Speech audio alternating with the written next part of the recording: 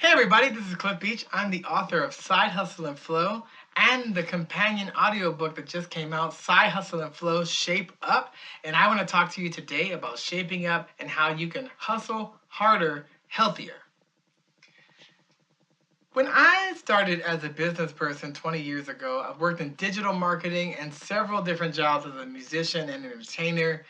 And throughout the years of learning hustle, what I call the Hollywood shuffle, a lot of times, out of all the balls that we're juggling and the hats that we wear, we often drop our health ball first, which is detrimental to us for several reasons, which I'll go over today. I do believe that as solopreneurs, as entrepreneurs, you owe it to yourself to be able to put your mask on first before helping anybody else. And health is super important. Health truly is wealth. For these 5 reasons, I'm going to use the acronym of SHAPE, SHAPE, to be able to explain to you 5 points that are going to help you get on track about not only being about your business, but being about your health concerns. 5 years ago, I became sober because I had multiple health issues. I had type 2 diabetes, high blood pressure, and high cholesterol. And as we age, we start to notice that the body and its metabolism starts to slow down. For many years, as I said, as a solopreneur, entrepreneur, being able to run your businesses and wear so many hats, you're eating late, you're up late, you're not sleeping as much, you're not exercising as much all the time because you're filling and stacking the deck in your calendar with things that are keeping you full in terms of being fulfilled on your business side. But the health is super important. So the first acronym in SHAPE, S for START. You need to be able to start your plan of attack, as you would with starting a business, with your health first. And so as I say start, the first thing that I had to do is, 1, decide that I was going to be able to be finally about my health. Not only about sobriety, but really tackling diet and exercise. And to do that, 3 years ago, I decided to have a dietitian come alongside me to be able to help me learn what I needed to eat for my body. Just like people have to learn how to dress for their shape and for their body type, you need to learn how to eat and exercise for your body type. But by starting, I always say, why not you? Why not now? You can live your best life and have the impact that you want. Because if you're hustling harder, healthier, you can get faster and farther by building that stamina. And you've already learned as an entrepreneur so many great skills of setting goals and delayed gratification that are going to help you in this health journey. So when I started with a dietitian, I decided right after the July 4th holiday to start July 5th. The reason why I tell people to start now is you have to get off someday I'll. Someday I'll lose the weight. Someday I'll get in shape. Someday I'll have the body and the look and feeling that I want. If you don't make that should a must in your life and change that verbiage to say, today is the day that I start. People are often trying to solve tomorrow's problems with yesterday's information. You have to start. Mel Robbins, in her book, The 5-Second Rule, says 5, 4, 3, 2, 1. You have 5 seconds to determine and decide that you're going to start on that action point. Let's say that that's going running. 5, 4, 3, 2, 1, you need to have the shoes on and be out the door. Because there's a myth about motivation that it's going to always be there and you're going to have the feeling to want to do it all the time. Most of the time, you're actually not. It's about building the consistency and building those tiny incremental habits. But today is the day, if you haven't started, to start. Decide to start on that fitness journey, on that eating plan, because what that's going to do is going to stop the inertia that normally happens. For instance, there was a guy who wanted to do a project and paint a room for his daughter in his house.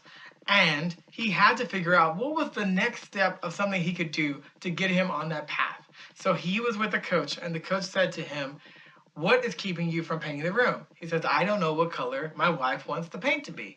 So the coach said, why don't you go and ask your wife what color she wants the paint? Go text her now. So they texted her. Wife replied, I want yellow as the color for the walls. So they ordered yellow paint. The paint came, and then by having the paint, knowing the color, he was able to actually get the project done. And your health is the same way. Once you decide to start and you figure out what you need to know and what you need to collect, you're going to be on that journey. The next part of starting is going to be able to check your numbers.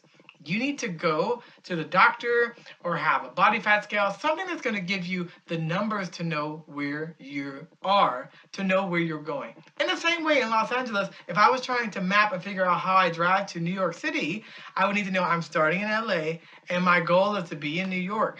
Then from there, the map can tell you all the different paths to get there.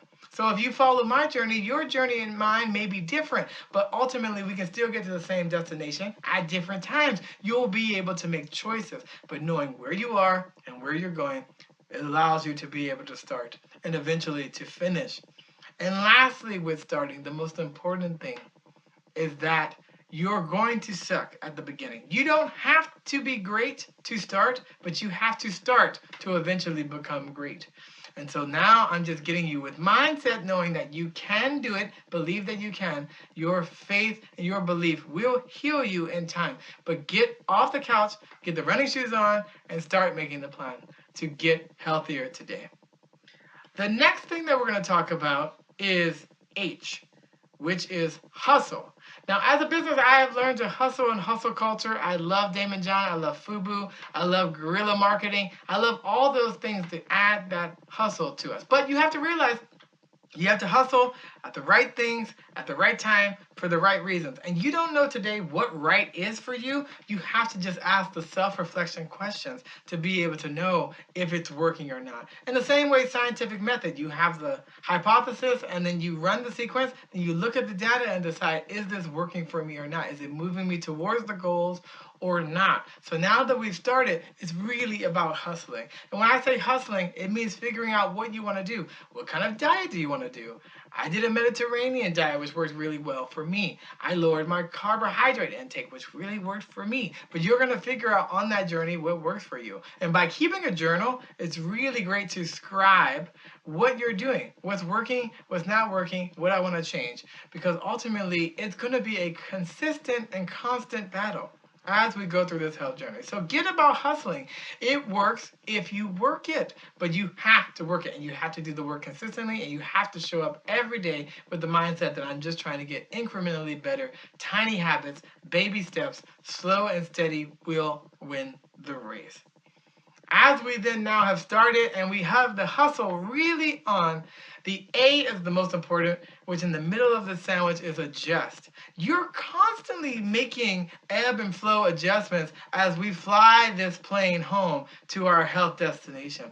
In the same way as a plane is constantly recalibrating and calibrating, micro changes helps it to stay on course. A plane doesn't just go from A to B. It doesn't go from LA to New York in one swoop. It's constantly adjusting and recalibrating little micro things that you don't even necessarily notice or feel. But if one of those or multiple ones of those is off, you'll end up in a completely different city, a completely different destination. And this is the same thing that happens as we're going through our journey. So as I mentioned previously about journaling, I did the Daniel Plan by Rick Warren and a bunch of doctors, and what was amazing about that is it allowed me to always ask those same 3 self-reflection questions. What worked really well today in my diet? What really worked well in my exercise?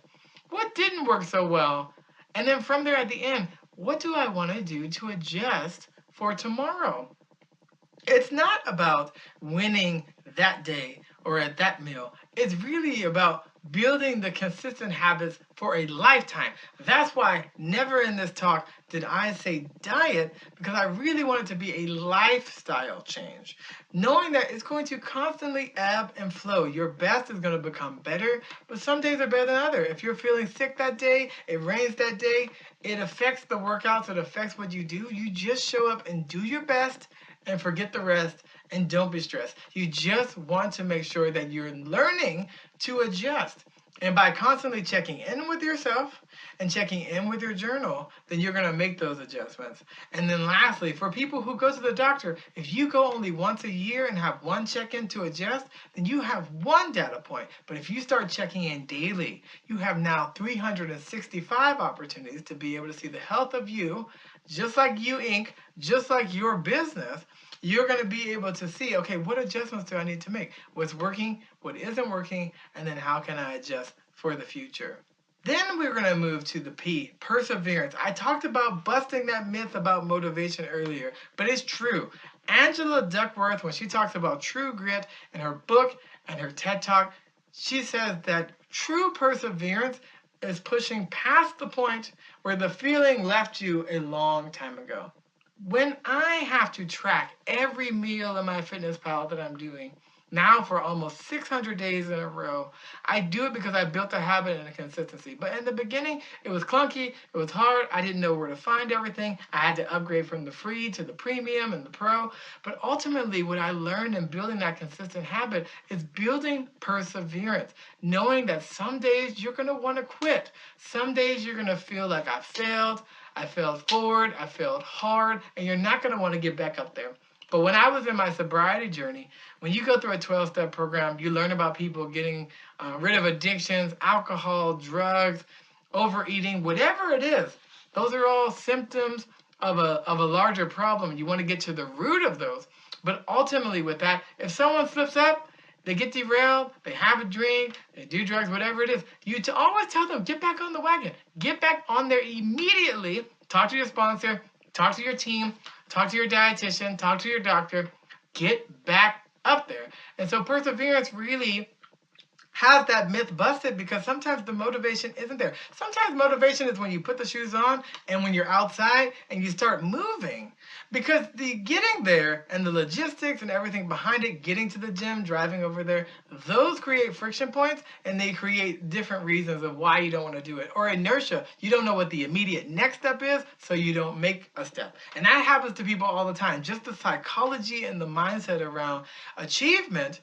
If you create too many barriers, frictions, etc. So if you know the gym doesn't work for you, then do the workouts at home. I did a whole year of P90, P90X, P90X2, P90X3 because when I was doing the workouts at home or during the pandemic when I was doing workouts at home, it allowed me to be able to get up and immediately take action. Right? But not every day I wake up, I want to do that. Even as a musician, not every show I want to get up there and perform, but the show must go on. And that's when you tap into that deeper part of yourself, the part that says, you know what, I made a commitment to myself, I made a commitment to my team, I made a commitment to my accountability partners, I made a commitment to my health. Because if I'm going to drop any of the balls, the last ball to drop is health. Not the first, the last. And with that perseverance, knowing about delayed gratification, really knowing that this world needs more crock pots than microwaves. Everybody wants a quick fix. You have so many people now that are trying to take the short exit out by taking Ozempic and all these other drugs. And we haven't done proper testing to even know what that's going to be like in 10, 20 years from now. I'm sure there's going to be a lot of class action lawsuits behind it. But more importantly, the natural route, slow and steady winning the race, allows the tortoise to always beat the hare. Doesn't mean that sometimes you can't get a leg up or a boost, but ultimately this is again about a lifestyle change, about something that you can live with the rest of your life because it's going to take time. It's going to take multiple steps to be able to get there. You didn't gain all the weight in one day. You're not going to lose it all in one day. And so you're going to have to then always have this mindset of like, I need to persevere. I must follow through on the commitments that I said. I have to, as the 4 agreement said, be impeccable with my word. That I said I was going to do it, I'm going to do it, I'm going to follow through. And that is going to help you to be able to persevere, again, when the motivation or when the feeling to actually want to do the thing is no longer there. And then finally, in our acronym, E, evolve. The evolution was so important to me in this whole process because we talked so much about the doing. Am I intermittent fasting? Am I tracking my calories? Am I eating the Mediterranean diet? But ultimately, all that doing helps you to evolve into the being, right? When I first stopped drinking alcohol, I don't say I am all these days of not drinking. What I actually say now is I'm a person who doesn't drink. I evolved. I evolved to a different, higher form of myself that no longer took this thing that was no longer serving me. And with alcohol and with drugs, it's easy and clean cut. But with food, food is killing people in the same way. And so we have to evolve. I had to evolve to learn not all Western medication is helpful or beneficial or teaches about reversing these diseases or even doctors studying nutrition. I had to evolve to know that I had to become my own best advocate. And as Lissa Rankin said in Mind Over Medicine, I had to write the prescription for my own life. And when we continue on those evolutions, I had to learn about food and how it metabolizes with the body and how certain exercises and when you eat and how you eat and how much you eat. That was a lot of evolutions, many evolutions that helped me become healthier. And it doesn't happen all at once. It's just like when you plant a bamboo tree. You water it, you nurture it, you let it grow. 5 years, you don't see anything. When I first started losing weight, I didn't see the significant difference in my body in photos. That took many months of perseverance to get there. But the evolution is slow. The evolution is maturing. The evolution is constantly evolving. Again, you don't want to use yesterday's information to solve tomorrow's problem. So as a kid, I learned about the food pyramid.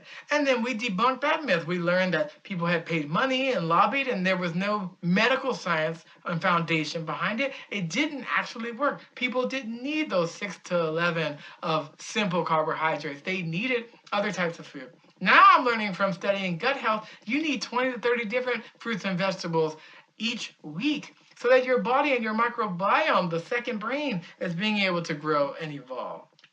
And so as we start to see medical science and technology and things that are rapidly changing every 12 to 18 months, there's a new iPhone, there's a new app, there's always something. It can be very overwhelming. And so I wanted to make a book to be able to condense all those resources into one. But really, I just want to get people on the precipice and the launching pad of learning what works for them by trial and error. It doesn't mean do exactly what I do and you're going to get the exact same results, but success definitely leaves clues. And so as we start to wrap up our talk, I want to go back and reiterate the 5 points that we talked about to really get you to be able to shape up and live your best life so you can go out there, you live like no one else, or later you can live like no one else. The S in the acronym was for starting. You want to be able to start and decide, why not you? Why not now? Today is the day. Get off someday out. Then the H is for hustle. You have to get after the hustle because, again, it works only if you work it. And that means making your SMART goals. And those goals mean you have to be specific about it. You can't just say, I want to lose weight. You have to say, I want to lose 50 pounds in 5 months. Gives you a time, it gives you a goal, it gives you something to measure, and again, you can't manage what you can't measure.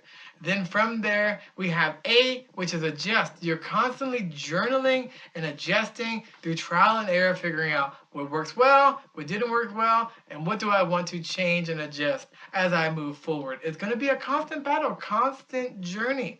Then P for persevere. Remember, it's going to be some moments when the feeling and the motivation isn't there, but that's when you have to tap into that deeper sense of self and say, know what, I committed to this, and I know it's going to be a delayed gratification, and I know I may not always see it and perceive it, but something is working like that bamboo tree. 5 years of watering and nurturing it, eventually it shoots up 90 feet because it grew an amazing system of roots that built a foundation for it to grow. And then finally, evolve. The evolution, not just about the doing, lots of doing is happening in there, but eventually evolving to the being and evolving in your education of what you're putting into your mind, what you're putting into your body, and how that will help you evolve not only as a human being, but as a solopreneur, entrepreneur. Because ultimately, if you treat your body like you treat your business, you Inc. and that corporation that you're running is going to be successful. So if you do this, you can shape up and learn how to hustle harder, healthier. I'm Cliff Beach. There's going to be a freebie here. If you go to my website, sidehustleandflow.net, click on Shape Up at the very top. You can fill out your information and get a quick start work guide to be able to kick you off into this audiobook series. The first book, Side Hustle and Flow, also helps you on the business side, learn how to have a healthy business. Shape Up helps you have a healthy life. And together, I do think that we can all hustle harder, healthier. You can go there. If you need the short link, bit.ly/ShapeUp25 will get you to the quick start guide. We'll see you then.